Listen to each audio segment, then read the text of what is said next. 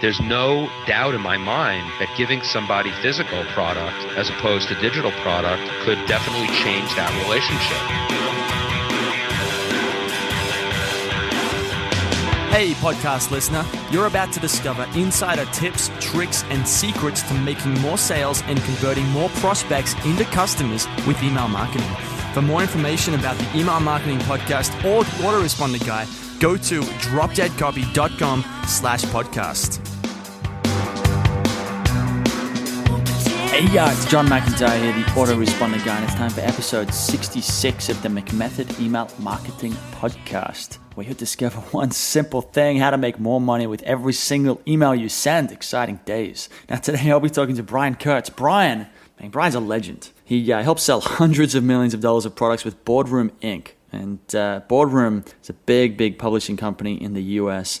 He's worked with the biggest and best copywriters on the planet, and he's an absolute wealth of direct response marketing knowledge. So he's actually a friend of a friend, and that's why I wanted to get him on the podcast. This is kind of a little connection there. And he's got some cool stuff to share. Today we're going to talk about storytelling and how that leads to lessons, multi-channel marketing. So Brian's not an online guy. Brian's an offline guy. So we're talking hundreds of millions of dollars with direct mail. As far as I know, it's all direct mail or advertisements, things like that, offline stuff. So he's big on multi-channel marketing, TV commercials, so like infomercials. I think that was one of the things they do as well. And he's huge on this stuff. Okay, and we also talk about the entrepreneurial challenge of I think a lot of people start as copywriters, and then eventually you get to this point where, do you want to be a copywriter or do you want to be an entrepreneur? Because they're very different things and they require a different skill set.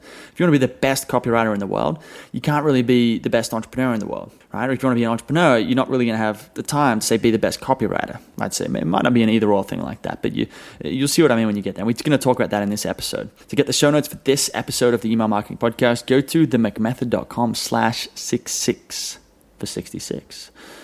This week's McMaster's Insight of the Week. If you don't know, McMaster's is my private training community where you can get access to training programs like the McIntyre method, pages that convert, a bunch of different things where you basically learn how to create a 10 email autoresponder sequence, how to set that up in your business, and how to create landing pages for it, sales pages that are going to make you money. That's at themcmethod.com/McMasters. Now I've got the insight for this week right here. It's from a thread titled "You vs. I, Don't Make This Stupid Mistake in Your Email." So Joy asked a question about her, why you should trust me. Was it why you should trust me or about me section in a sales letter? And so I brought up this issue of that you need to focus more on the prospect. So instead of saying I this, I that, I really hope this, or I've got this great thing to show you, you'll discover, you'll learn, you're going to get this. You probably feel like this. Talk about them. But this doesn't always apply, and that's where Joy's question comes in. So yes, you focused language instead of I focused is better most of the time, generally speaking. Okay, but not always. So Zach replied, and Zach's been on this podcast before. He's the main guy writing my copy right now for clients. He said, just my 2 cents here, but I think a why you should trust me section can be useful, especially if your prospect is coming from cold traffic and you're asking them to pay up for your expertise. You're answering there are your credible objections. It's tough not to say I in your answer to that. So when you get cold traffic, and when you've got someone who eventually, before they buy something, they're going to want to know who the hell you are. Okay, and when it gets to the point when it makes the most sense for you to talk about who the hell you are, it's okay to say I am John Smith, and I'm John McIntyre. I write emails. I help people make more money with email marketing. I have a podcast, blah, blah, blah. All these different things. You can say I because that's the context is okay. But at the top of your sales letter, when you get a headline and you're trying to bring people into it, don't start talking about yourself straight. Just say, so I've got a cool thing to talk to you about today, and I think you're really going to like to hear all this stuff like that. Talk about them. But once they want to know about you, talk about you. Simple as that. Now, if you want to spread the word about the Email Marketing Podcast, which you really should, go to iTunes, go to the store, search for the McMethod Email Marketing Podcast, leave me a review. I will read the review out on the show. Make it 5 stars if you can, but if not, that's cool too. But give me a suggestion, give me some feedback, whatever you feel like. I can take the feedback. So go and do that. That's in the iTunes store. I've got one listener question, then we'll get into this interview before I get too crazy here. Would you recommend a long email or a short one that drives people back to your website? This is an easy question to answer, and that is, if you're trying to drive people just back to your website to, say, a blog post or something like that, give them what's called teaser copy. So 50 words, 100 words of just teasing them, making them curious, and they have to click the link to go to your site to find out what it is. If you've got a sales letter, on the other hand, that's a little bit different. That will require a bit more longer copy because you might want to pre-frame the sales letter before they get to it. Okay, that's it for now. Let's get into this interview with Mr. Brian Kurtz.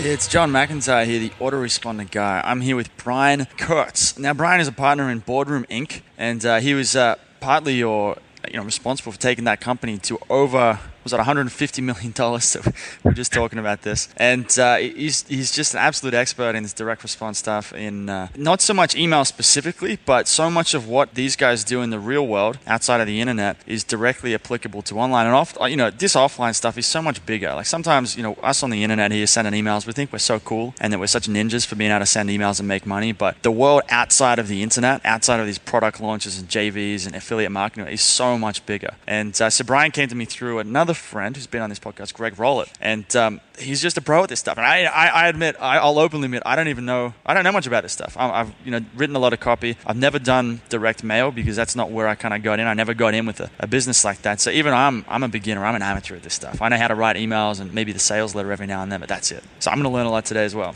Brian, how you doing? Good. How are you? This is an honor. Based on who you've interviewed, I'm in good company. Let's put it that way. And we were just talking about Perry Marshall, who you interviewed recently, and he's one of my close friends and gurus. And I think I would start by saying, just to jump on what you just said about me, I think I said to you in preparation that I just recently bought a URL that I'm not using. So if you go there, there's nothing there. But I just bought the URL for the sake of buying it. And the URL is www.singlechannelmarketingissoboring.com. And so the reason why I bought it so I could tell you that. So it's funny and I can make you laugh on an interview, for one thing. But secondly, it's very, very meaningful to me to talk about that being in any single channel. I was in direct mail for most of my career. I still am, but I've never been in one channel. To say, I think you're right to say that I wouldn't consider myself an expert in online and email marketing, but I am no Luddite. I mean, I had trouble getting on Skype today, but that's a different discussion. I'm a techno idiot on the one hand, but on the other hand, I know good copy when I see it. I know a good email promotion when I see it. And I know that to be in any single channel is a huge mistake if you're in business building mode. And from what you've told me, your audience is very much interested in building businesses, not just having a series of revenue events. And I think that revenue events are fine. You got to pay the bills. I'm on my last.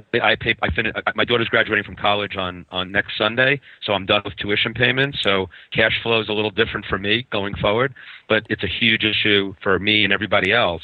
So I'm not saying don't make money. I'm not saying don't create revenue events, but to be in a world, say, of just affiliate marketing as your only way of buying media, and we can get into a lot of details on all of this stuff, but using that as an example, huge mistake.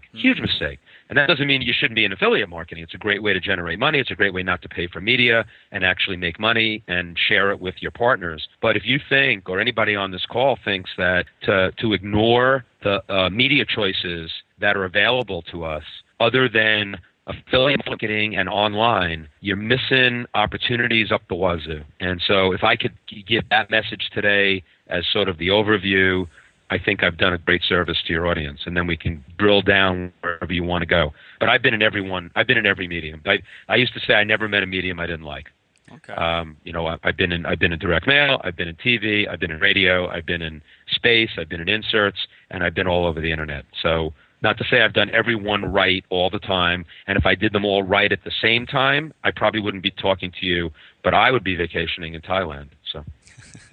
So this kind of reminds me of this is probably happens a lot all the time online where someone, and we talked about it before I hit record here, where someone creates an ebook and they do a product launch, we say product launch formula or something like that, and they make some good money. Maybe they make 50 grand or 100 grand or 20 grand or whatever it happens to be, a lot of money to them, and that moment would change a lot of things for them if they've never done it before. And what people might fall into in that moment is thinking that they've made it or that they have a business now, and that's really not true in the sense that like a product launch or one promotion or one product, it's not, it's a business in the sense that you just sold a product instead of your time for money, so you're not an employee, but right. it's not a very good business. Like, if you want to have a good business, you would have talked about what you're talking about here is instead of going single channel, so just if someone's running a channel as, say, Facebook or Google AdWords or direct mail, you want to be going in, like, basically having different legs everywhere. So you want to have all these different channels, several different products, where you're building out an entire suite. You're building a business, not just one product stream. Yeah, and so I'll build on what you said, and that was brilliant,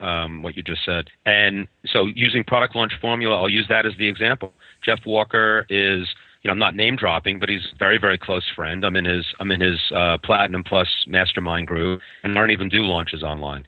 Why would Jeff Walker want me in his product launch formula highest end mastermind group? Well, he'll take my money for one thing, but Jeff's not about the money. He wants me in that group because I educate in different areas that no one else has been exposed to in that group. And now these are the people in that group are the people who use product launch formula at the highest level. Like, these are people I really look up to. They know how to maximize launches online to the nth degree. But the reason why they're really good at what they do is that as soon as they get a successful launch, whatever the dollar figure is, 20,000, 100,000, and of course, people talk about the $1 million launch. How much do you really keep when you do $1 million launch that's completely affiliate? I mean, half of it's gone already to the affiliates, and then how much of the 500,000 did you spend on everything else that you had to spend on? So again, what's the net?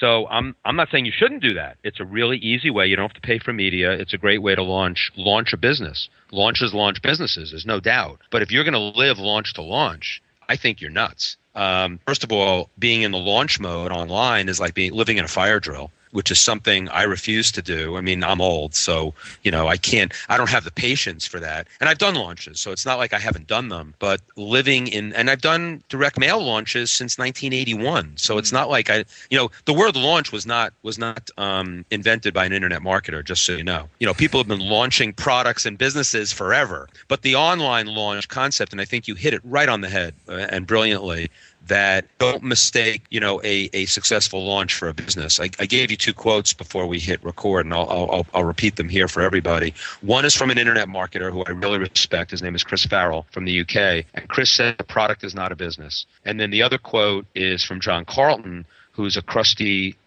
old-time direct marketer like me. And what John says is a promotion is not a business. And John is one of the best copywriters who's ever lived. So the idea that knowing that a particular product, I mean, there are people online that get a killer product or a killer promotion. And that promotion, they start going out to all of the affiliates and they start crushing it, as it were. I hate that word. They start crushing it everywhere they go. They are, the number one, affiliate on ClickBank or whatever affiliate network they go on. And all of a sudden, they don't even think about the first thing they should do is how are they going to beat that promotion?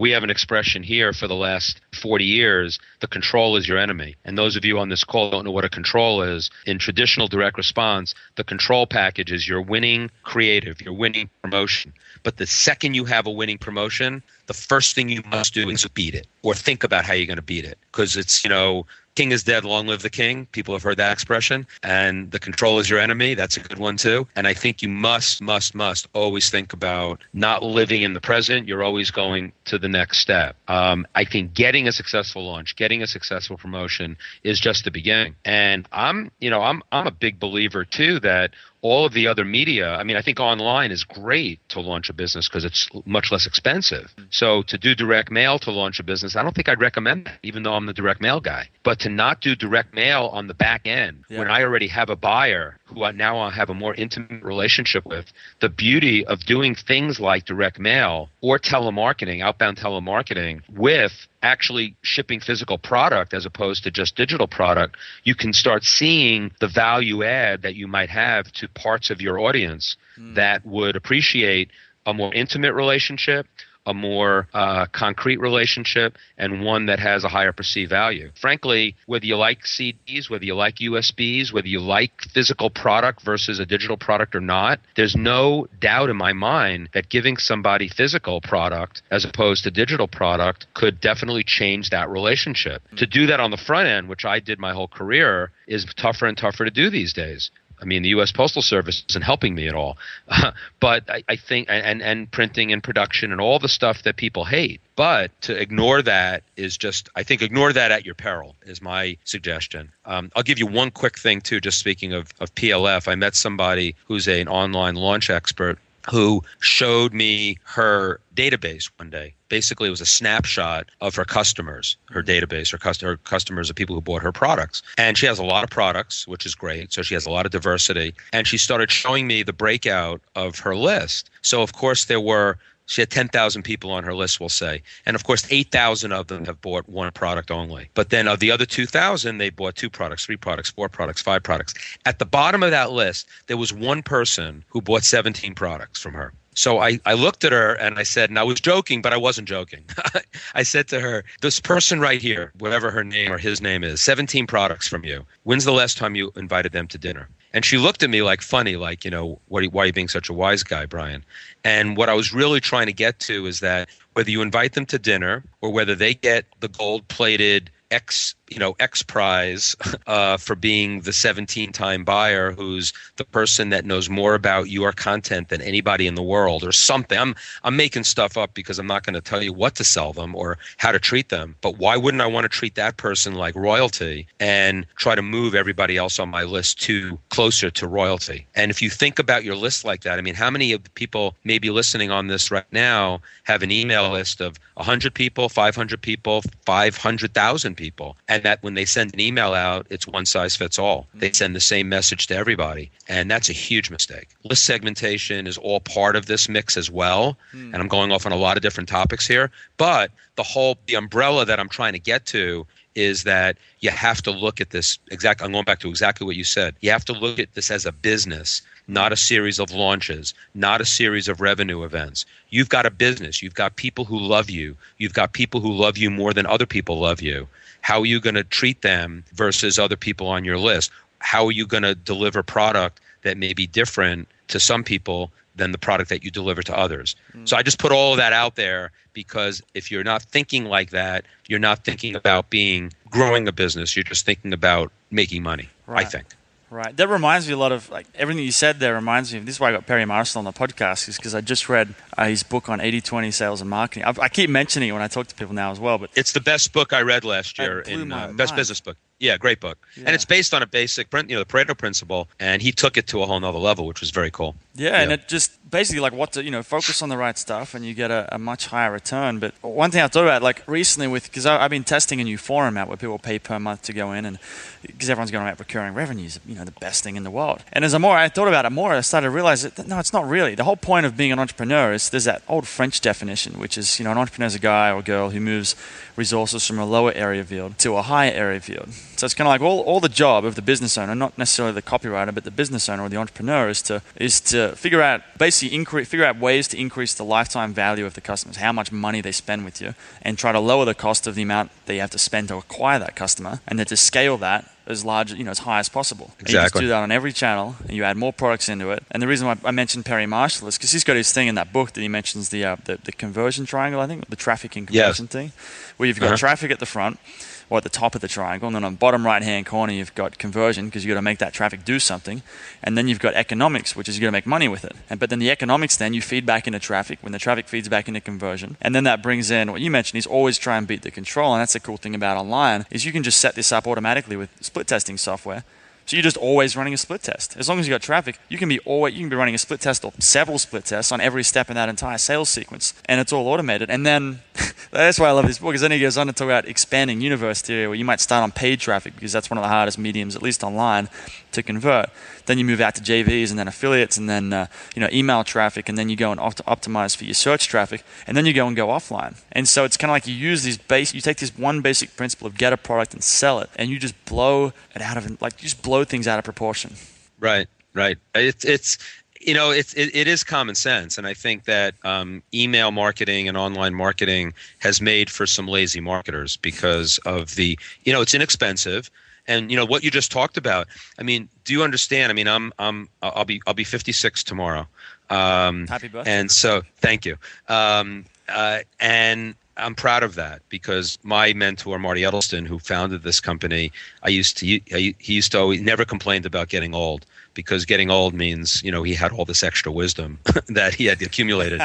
And so when you talk about A/B split testing and, as soon as you get a control, how do you go out and tweak it? The idea that indirect mail for most of my career, the cost of doing that was so high. I had to mail an additional 25,000 names in direct mail at a cost of, $300, $400, $500 per thousand to decide what panel to test against that initial panel. Online, as you just said, you can do this on the fly. You can make sure you have somebody who understands statistical significance, though, because 12 orders beating 8 orders for a $100 product is not a winner, just FYI. You must, have all of that. And I'm not a statistician. I was an English major, so not that I speak the language that well, but I was not a math major or a statistics major. But if you don't live by your numbers, that's what direct marketing is all about. And so, but the idea of A/B, true A/B split testing to really determine how you beat your controls, how you take your business once you get something that wins and start incrementally moving it up, building, and at the same time, thinking of the next new products. I mean, there's a great quote in the Bible of direct marketing. There's a book written by Bob Stone. I used it as a textbook when I taught direct marketing at the college level. It's called Successful Direct Marketing Methods. It's in its 7th edition. And right at the beginning of that book, one of the first quotes is, no direct marketing business can succeed without repeat business. Now, anybody on this call is probably saying, this guy should not be being interviewed by John. He has, he's not telling me anything I don't know.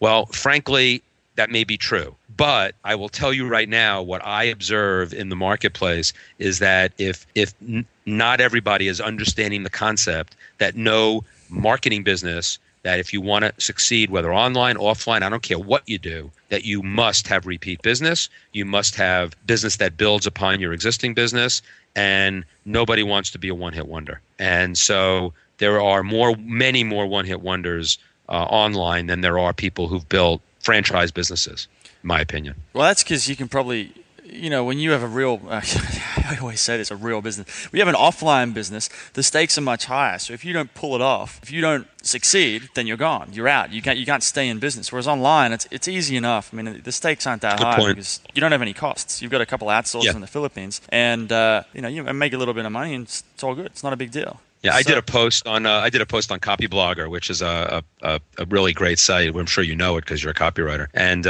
my post on there, my article on there that I've done, it's called "How Paying Postage Made Me a Better Marketer," and it talks about 9 things of why the thought process it takes when the stakes are as high as you said. I'm not sitting here running around saying, oh man, I'm a better marketer because I pay postage and I paid all this money to do direct mail. I mean, maybe I'm the idiot, right? I mean, I should have figured out how to do a lot cheaper marketing earlier, but the discipline that it took to do that has really been something that I'll take with me as I move into all kinds of media, cheap or expensive. It doesn't matter. The discipline of marketing is the discipline of marketing, which you hit on perfectly. It's kind of like there's almost like pros and cons of, you're online, there's less downside, but that also means it's easy to be lazy and kind of give up. Because offline, there's a lot more downside, but that at the same time forces you to up your game. Absolutely. There's also a lot bigger upside.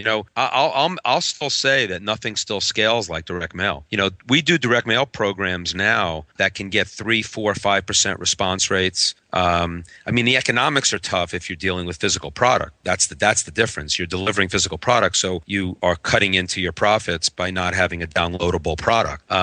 But if you do your direct mail right today, the response rates are as good as they've ever been. The problem is the list universes aren't as big, and then your margins are tighter because of physical product. So the risks are much higher. But I just want people to know, that's why I was emphasizing that using direct mail on the back end of an online business, once you have customers who have already paid money with you, the investment that you can make in them is much higher, and therefore using quote unquote more expensive media is going to have a chance of paying out. And I'll just tell your audience that the response rates that you're going to get with direct mail, even with an audience that may be not used to responding by direct mail, but they're used to responding to you as a guru. I mean, look at Dan Kennedy. Dan Kennedy, he swears by still sending out his print newsletter on the back end. Once you're a $60, a month member of whatever he's doing. Don't underestimate physical product.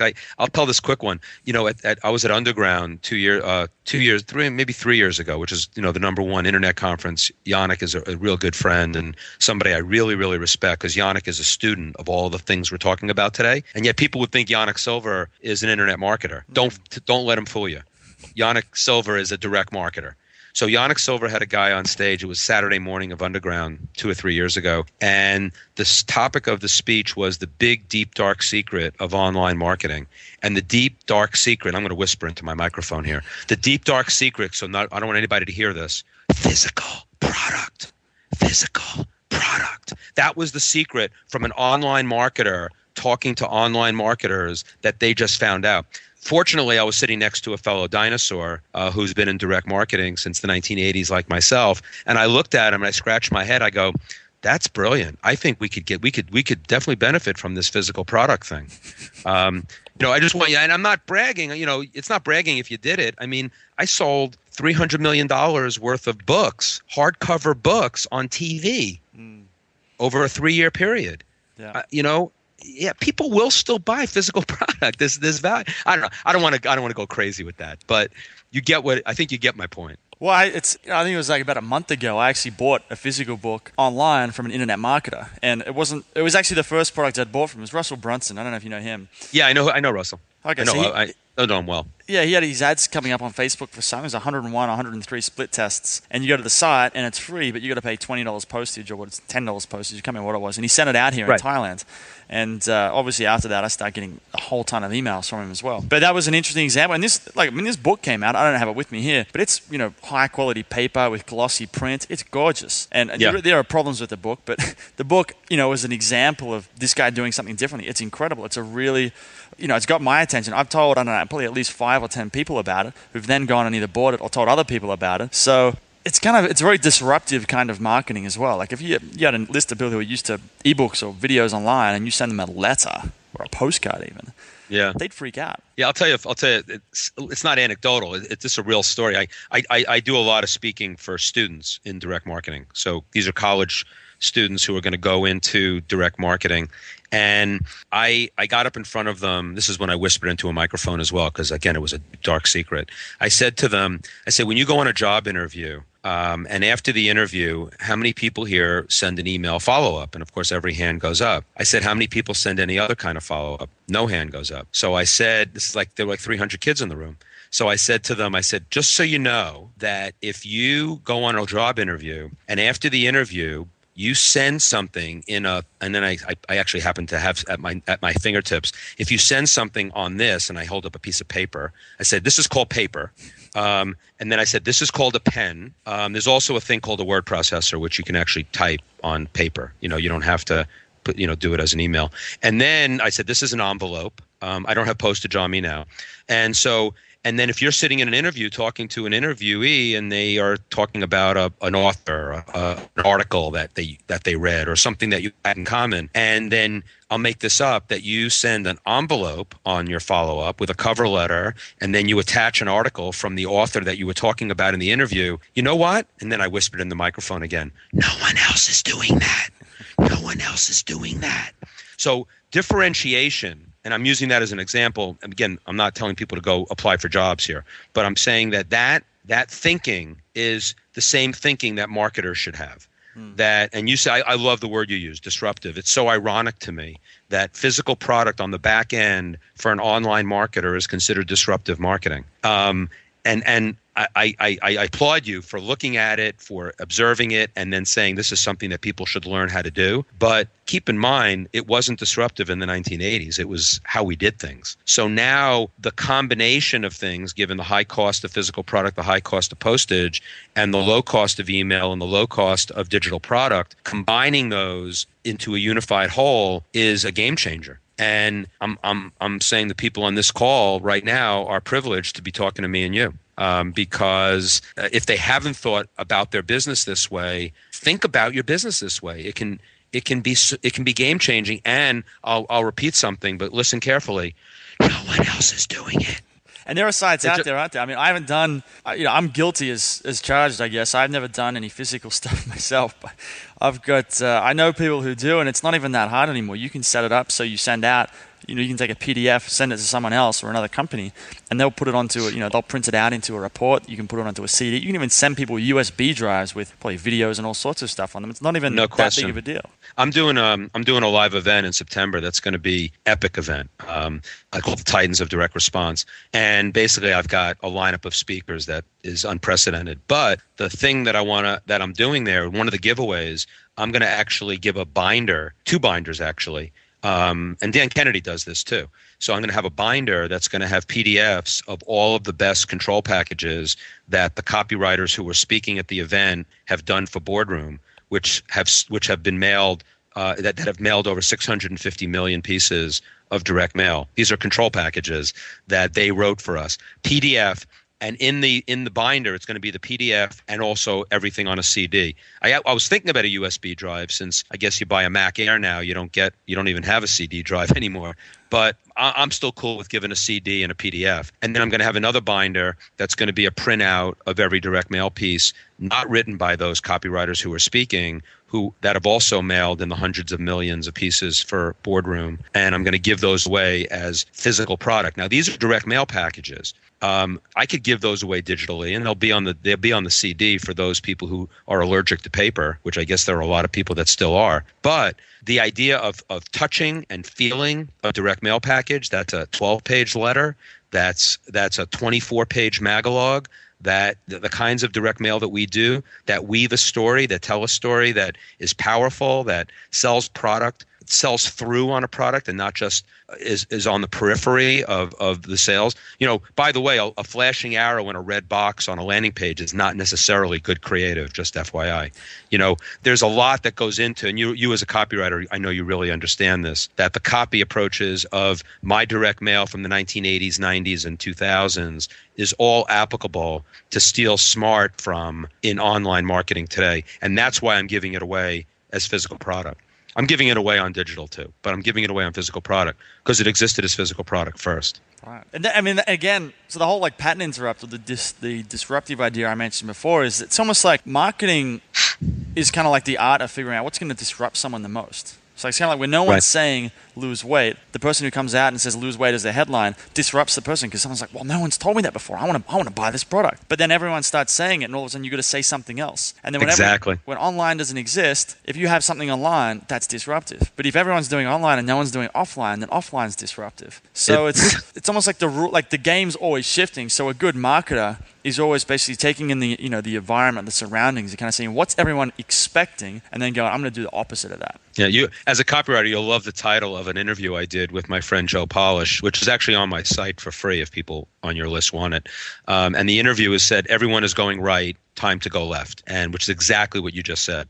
And it's really about direct mail for internet marketers, but it introduces this concept that it's not that we're not telling people to replace online marketing with offline marketing. We're encouraging people that there's this thing that people aren't doing that you're going to stick out. I mean, I know some online marketers that are just doing incredibly well with I bet Russell did great with that back end book to his online audience. So anyway, that I have a ton of stuff on my site that your folks are welcome to eat it up. It's all free. I mean, it's briankurtz.me, www.briankurtz.me. I'm not selling anything there. And they can opt into my list. I'm blogging every week on all of these kinds of topics. But I want them to have that interview in particular. So it's on there. I think it says everyone is going right, time to go left. Okay, I'll have a link to that on the show notes at themcmethod.com. One thing I've been meaning to ask you about, which we talked about a little bit before, is this whole idea of being a beast of marketing. And in this case, being a beast is a good thing. Tell me about that. Yeah, so Marty Edelston, who passed away this past October, and he was my mentor. He's the guy who founded Boardroom in 1972. An entrepreneur's entrepreneur. I mean, and he was a beast. And Marty was a tenacious marketer, but he was also incredibly generous as well. And I think that's what makes, to me, a beast. The beast sounds like, very aggressive, always on the prowl, always have sell the most. And my definition here would be, tenacious yet generous marketing. And how I would define that, there's a picture I have in my office here of Marty in his prime. He was a black belt in karate, and he's karate chopping a board on 2 stacks of books. And the books are called the Book of Secrets, which is a book that we mailed 20 million names for over a couple of years. But the Book of Secrets was the 3rd version of a book that the first 2 versions were disasters in direct mail. And I won't go into the whole story. I'll be telling the story actually at Info Summit in November, which I was invited to speak at, which I was flattered to. But I'm going to tell this story about tenacious marketing, and that Marty believed so much in this product and realized he was a great promotion away from 25 million pieces or 20 million pieces in direct mail, from a disaster 1, disaster 2, big winner 3. And I think it's not just being relentless and stupid. I mean, doing the same thing over and over again is not, and getting the same results, that's stupidity. That's not what I'm talking about. But Gary Halbert, who's one of the great copywriters of all time, had the classic line that, every business problem can be solved with a great sales letter. And so this idea of being a beast in marketing and being tenacious, you have to put it all together. It's not any one thing. We've already talked a little bit about, the product alone is not enough. The promotion alone is not enough. The list and the segmentation and the media buying is not enough by itself. You must put all of those things together, and to be a true beast of marketing involves making sure that you have experts in all of those areas. There's a great quote that I have in one of my presentations from an investment banker in New York, and he was talking about buying internet companies, and he said, advertising opportunities are now infinite. So what does that really mean? What that means is that anybody who and I said that in one of my blogs recently, anybody who comes to you today and says, I'm going to buy, I'm your one-stop shopping for all of your media needs, run away, run fast. Don't even stay near that person. There is nobody that can be an expert on all of those things. So being a beast in marketing, as I've talked about creative, as I've talked about lists and audience segmentation, as I've talked about product development, all of those things, there are experts in all of those areas. And I don't care what type of entrepreneur superstar you are, you're probably not an expert in all of those things. You have to, using Dan Sullivan's term, the entrepreneur's coach, he talks about working your unique ability. So if you're a copywriter, for example, yeah, you should be writing your own copy. But when you want to start working on new product development, collaborate with people that can help you based on what you want to do, what your passions are, and make sure you're running it by people. Make sure you're in mastermind groups. I mean, Marty didn't invent mastermind groups. He always supported me being in them. Mastermind groups also were not invented by internet marketers, just saying.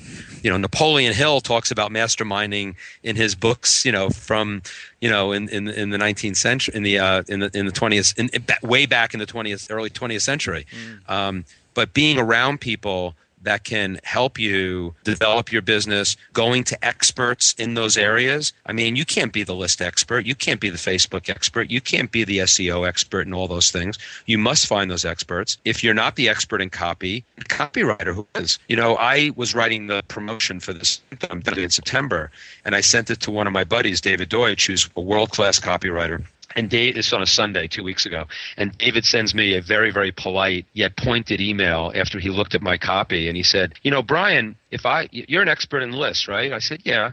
I said, if I was looking for information on lists and databases and list segmentation, I would come to you. But because if I was trying to do that myself, I think that would be a big mistake. Like he's sitting there trying to, in a very subtle way, saying, Brian, you can't write crap. And it wasn't like my copy sucked. It was I was writing prose. I wasn't writing sales copy. So at the end he wrote, Brian, it's Sunday. Go enjoy your family and give your sales letter to a professional copywriter. He wasn't going to do it because he's too expensive.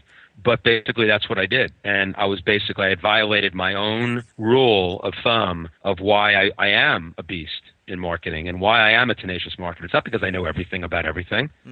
I know everything about this much. And right now, my thumb and my index finger are an inch apart. I know everything about this much, but I have a sense of what else I need to know to make sure that I can get my products and services to the marketplace in the best ways possible. And if I think I can do all of that myself at the highest level, I'm an idiot. Yeah. But this is like what Richard Branson talks about. Some of these guys who are building billion-dollar companies is if you talk to them or you read their books, that kind of thing. It's always about hiring. It's never about doing anything specifically. It's pretty much always about finding good people who are smarter than them to get the job done, and that's kind of what these guys do. They have a vision, That's right. And then they hire other people to execute on it. And they just do that over and over and over again. Yeah, in this event in September, there's going to be a huge tribute to Marty Edelstein, who I mentioned before, and Dan Kennedy was a big admirer of Marty. And Dan and I are going to basically spend the first morning of 2 days at the event kind of going through the 4 pillars of what made Marty Edelstein, this kind of modest guy from Newark, New Jersey, an extraordinary entrepreneur and businessman. And one of the 4 things is basically if you're the smartest person in the room, you're in the wrong room. And so, Marty always surrounded himself with people smarter than himself, even though he knew, he always used to say he had the great bullshit antenna. So he knew when people were bullshitting him, but he also knew when he needed to take a piece of this and a piece of that, and that's how he built his business. I mean, he had the smarts. I mean, he had the drive, he had the work ethic, he had the entrepreneurial spirit to the nth degree. But if he didn't have this idea that he wasn't the smartest guy on everything, he never would have built a $100 million business. Well, tell me about this event, man, and then because we're getting up to about time here. So before we go, though, you keep mentioning this event with all these speakers. You've told me a bit about it, and I wish I could be there for it, but I'm not going to be in the States, I don't think. But tell me about it. Tell the listener about it, because I'm sure there's a few of them that are going to be in the area. Yeah, so I'm not, and I wasn't planning on going on this call to pitch anything. I'm not a sales guy. I'm the only guy that's ever spoken at a Glazer Kennedy event that didn't sell anything from the stage, so I'm very proud of that.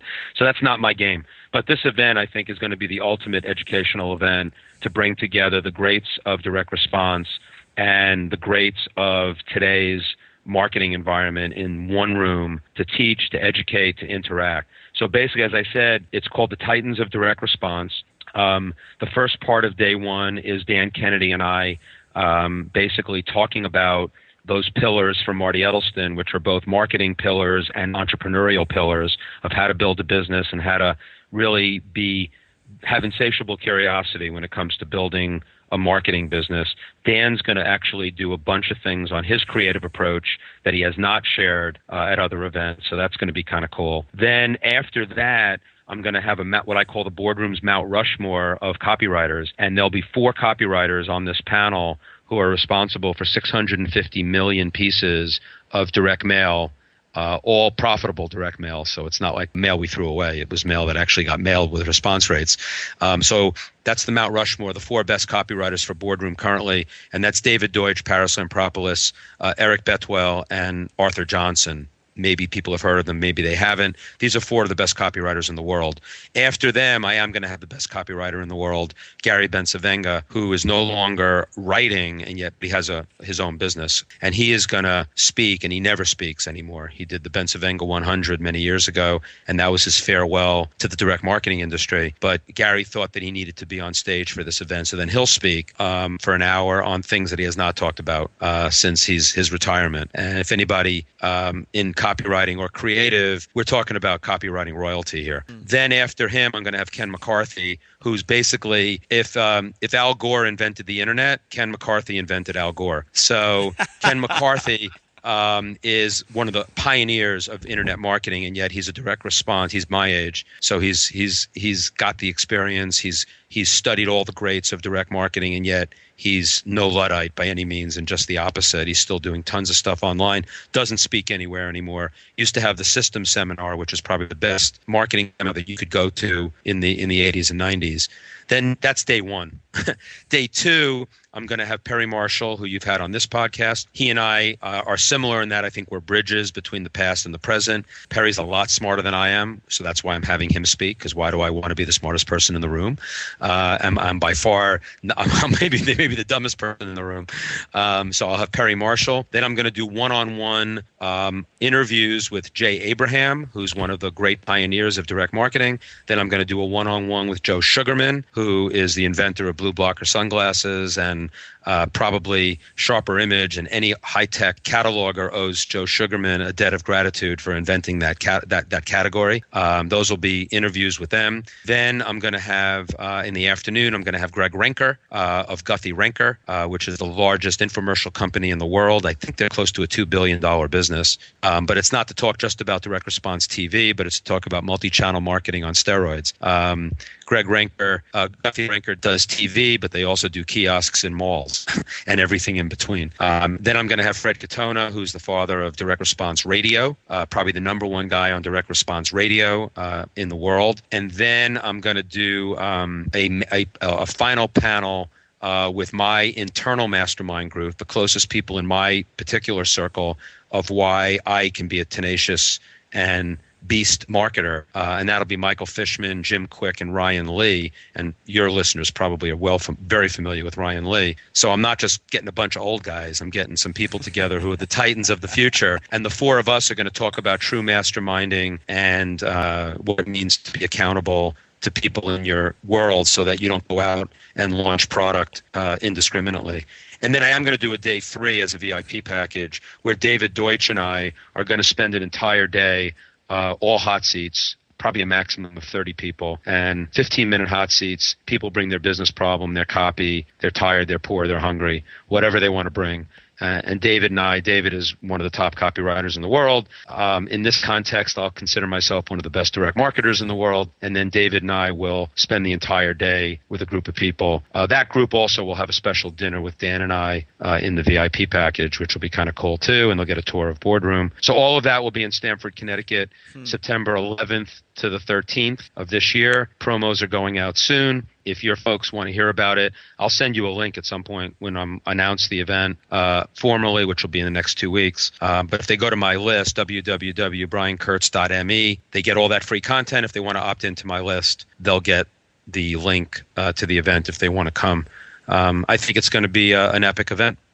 Sounds good, man. I'm on your website right now. I'm signing up because I want to hear about this event. Maybe I can make it over. Who knows? That would be awesome. I would love to have you. I could just tell the questions you ask and the preparation for this interview that you're someone that really gets all of this, that you want to teach the audience about everything they need to know about email marketing, and but you're bigger than that, I can tell. And so I'm really flattered that you asked me to participate in this. We weren't able to drill down too much into specific marketing techniques, but there's a lot of stuff on my website that has some of that, and I'll be moving much more into drill down type content over the next year or two, and very excited about the possibilities for the marketers of today. I think it's the best time to be in marketing. And I say marketing. I don't say online marketing. I don't say offline marketing. I'll say direct response marketing. And I think online is the ultimate direct response medium. Okay. A quick question before we go, though, is about the GoPro camera, right? Yeah. Is that the thing that Mike Koenigs talks about? No. This camera, I think this guy's, the guy who started it's one of the America's newest, youngest billionaires, one of those guys. Yeah. I don't know too much about the story, but I remember hearing somewhere along the grapevine that those guys did a ton of infomercial stuff. I thought you might. Yeah. I mean, infomercial is a tough business, and it could be a separate podcast someday if you want to talk about direct response TV. Although, Greg Renker, that's why I got Greg Renker, because if I was going to talk about TV, why would I want to talk about TV when I can have Greg Renker talk about TV? But we did do well on TV. The problem with direct response television is that you spend a lot more money on the production, infomercial, for example, and to get on the air. The actual media cost to test is not that high. It's maybe $15,000 or $20,000, but the production, could be $50,000 to $150,000. And the thing is, as soon as you run it on the media that you think is going to work on TV, which is limited to some degree, and it doesn't work, it's all sunk cost. It's not like direct mail or an email where you can tweak it, where you can change it, where you can recoup some of the money you might have had in product development. Very tough to recoup on that big upfront investment when you're in direct response TV. So I find it to be a very dangerous medium, but it's also one that if you hit, you will go nuts.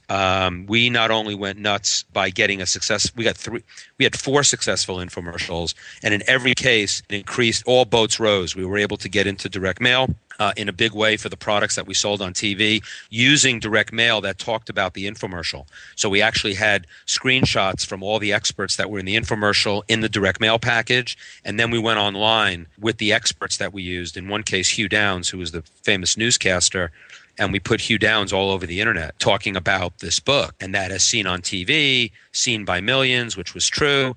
We all of a sudden all boats rose because, well, I think single channel marketing is so boring.com. We were able to take the infomercial, combine it with direct mail and online, and it became this juggernaut. And it really, the TV is scaled so quickly.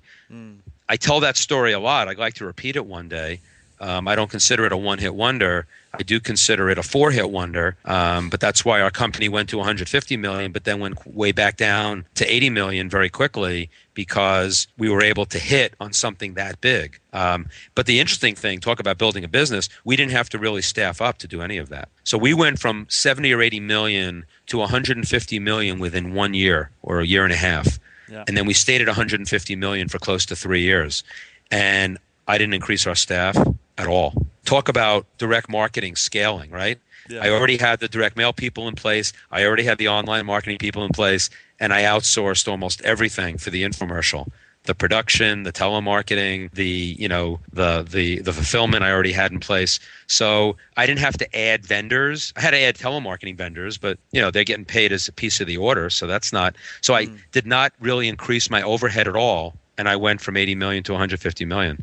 Now, if I could do that on a regular basis, see in Fiji, right? I mean, I'll be, if I'm making this sound easy, you can slap me upside my head. It's not easy.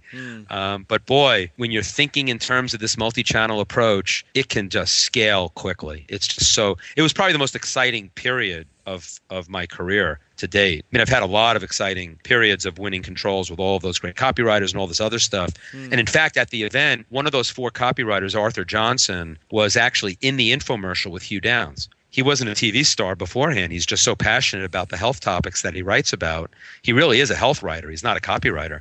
So talk about a copywriter becoming a health expert. He really was. Because to become a great copywriter, he had to become a health expert first to write about health information. And so Arthur will talk at the event about that being the most exciting period of his career. And he's had an illustrious career as a copywriter, writing for the best direct marketers in the world over a long period of time. And he considers that whole infomercial to direct mail to online as the most exciting marketing that he's ever done in his career. So that case history will be really mapped out. On my site, there's an interview that Perry Marshall did with me, which is about, I think it talks about the 3 biggest successes of my career or something like that. And I map out the case history from my perspective on that interview, if people want to take a listen to that. But then Arthur will give it from the perspective of the copywriter and from someone who was actually on camera the whole time. So I went crazy there when you said infomercial, but I wanted to get all that in because it's a phenomenal medium. I mean, direct response TV, and that's why I think radio is a forgotten medium. Yeah. And a lot of online marketers have found it. I mean, you hear a lot of stuff online on the radio that are online marketers using radio for lead generation. And that's why I went and got Fred Katona to speak. Because I said to Dan Kennedy, who's the number 1 guy in direct response radio? It ain't me. I've not had big success in radio personally. So I want to make sure I put the person on stage that's going to teach that because, this is just the beginning. I think the concept of the Titans of direct response is something that I'm going to, this is the first event. This will be the big one. But I think I could see a whole series of workshops coming off of this in all of these different medium or whatever. Yeah. Because, and I think maybe I will use that site, singlechannelmarketingissoboring.com because I think people will remember it even though it's long, but use that as a link to bring all of this together. Because that is one of my real passions. I have this thing called O to O to O, online to offline to online. And that, to me, mixing and matching all the media probably is what excites me for my next 30-year career. The first 30 years have been really, really good. I'm really happy with my first 30 years. But now I got to decide what I want to do when I can really grow up. So these next 30 years are all about this, merging of the old and the new, merging online and offline, and being a bridge, being Perry Marshall Jr. maybe. Sounds good. Sounds good, Brian. Well, I'll have to get you back on sometime in the future. Maybe in 20 years' time, we'll have to talk about what's happened since then. Yeah, I'll be in a wheelchair, but yeah, sure. Absolutely. Well, I really appreciate you coming on the show, Brian. Okay, thanks. Hey everybody, thanks for listening. If you want to discover more insider tips, tricks, and secrets about driving sales with email marketing, sign up for daily email tips from the autoresponder guy. Go to dropdeadcopy.com/podcast. Sign up, confirm your email address, and I'll send you daily emails on how to improve your email marketing and make more sales via email. You'll find out why open rates don't matter and the 7-letter word that underlies all effective marketing and much more.